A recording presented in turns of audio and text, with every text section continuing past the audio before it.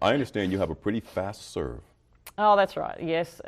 In Atlanta, I was clocked at 77 kilometres an hour. That was the fastest then. Then in Sydney, 85, and I believe now the fastest is about 87. So those two Olympics clocked as the fastest server, and you know, I'm not a big, strong girl, but it's the speed of the arm and the technique that Got a I good guess whip.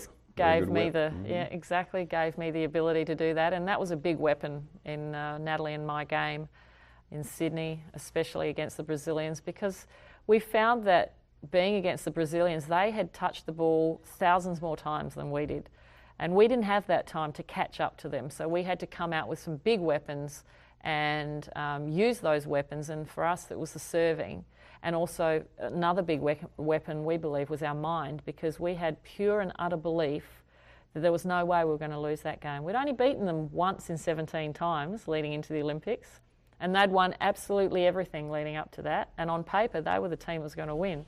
But nobody saw our bit of paper. Our bit of paper said, you know, semi-final, final, win, go and do this, get the medal round the neck, do the drug tests, go and have all the media interviews and then celebrate. We wrote it all out from the start. So we did probably just as much preparation off the sand mentally that we did on the sand. And by the time we got to that Olympic match, there was no way we were going to lose it. We had pure and utter belief that we were going to win that game. So by the time we stepped onto the sand, there was no pressure on us, because we just expected that was just what was going to happen. So we relaxed and we played the best volleyball we played in our life.